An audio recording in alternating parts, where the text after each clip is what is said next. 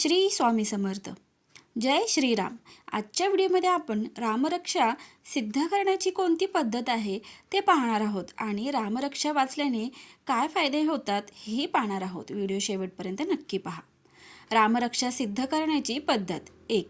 रोज एकदा ठराविक ठिकाणी ठराविक वेळी म्हटल्याने रामरक्षा सिद्ध होते. किंवा गुढीपाडवा ते रामनवमी या काळात दररोज 13 वेळा किंवा अश्विन प्रतिपदा ते नवमी म्हणजे शारदीय नवरात्र दररोज 13 वेळा पठ केल्याने रामरक्षा सिद्ध होते.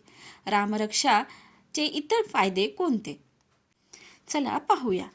अशुभ शक्तीपासून बचाव करते. राहू केतू महादशेचा त्रासातून मुक्ती मिळते. कर्जमुक्ती आणि कर्ज वसुलीसाठी फायदेशीर ठरते. त्यासाठी आपदांपहर्तारम हा श्लोक 1,00,000 वेळा म्हटल्याचे ऋणमुक्तीचे फळ मिळते. रामरक्षेमध्ये प्रत्येक अवयवाचे स्वतंत्र पाठ आहेत. त्या पाठाचे सतत पठण केल्याने त्यांचे स्वतंत्र फलित मिळते. उदाहरणार्थ कौसल्याय दृश्यो पातू हा श्लोक सतत म्हटल्याने डोळ्याचे विकार बरे होतात इत्यादी. रामरक्षा आपणास जमेल तेव्हा वर्षभरातील कोणत्याही पौर्णिमेपासून पठण करण्यास सुरुवात करणे लाभदायक ठरते. रामरक्षा रोज एकदा ठराविक ठिकाणी ठराविक वेळीच म्हणावी. वेळ व जागा बदलू नये. तसेच त्या आजारपणात अनुकूल श्लोक पठण केल्यास आजारपणातूनही मुक्ती मिळते. ह्या श्लोक पठणाचे 15,000 पाठ जप करणे आहे. जपाच्या बरोबरीने आजारी व्यक्तीच्या नावाने अभिमंत्रित केलेले श्री रामरक्षा सिद्ध यंत्र सतत जवळ ठेवावे म्हणजेच त्वरित आजारपणातून मुक्तता होते. श्री रामरक्षा ह्या स्रोताचे महत्त्व काय? तर श्री रामरक्षा या शब्दाचा अर्थ रक्षण करता. राम असा आहे.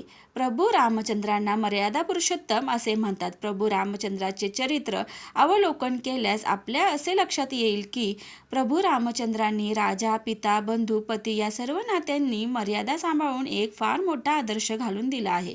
बुध कौशिक ऋषींच्या स्वप्नात जाऊन प्रत्यक्ष प्रभू रामचंद्रांनीच रामरक्षा हे स्तोत्र सांगितले आहे. त्यामुळे रामरक्षा स्तोत्रातील प्रत्येक अक्षर हे मंत्रमय व तारक असे आहे. हातपाय धुवून शुचिर्भूत होऊन रामरक्षा म्हणण्यास हरकत नाही. कुमार वयातील मुलांनी तर रामरक्षा नित्याने अवश्य म्हणावी. त्यामुळे वाणीवर पण योग्य संस्कार होतात व नित्य रामरक्षा पठणाने शक्ती उत्पन्न होते व ती आपले सदा सर्व काळ रक्षण करते. आबालवृद्धांनी पण नित्य रामरक्षा म्हणावी. त्याच्यापासून निश्चित फायदा आहेच. रामरक्षेचे अनुपालन करण्याची पद्धत काय?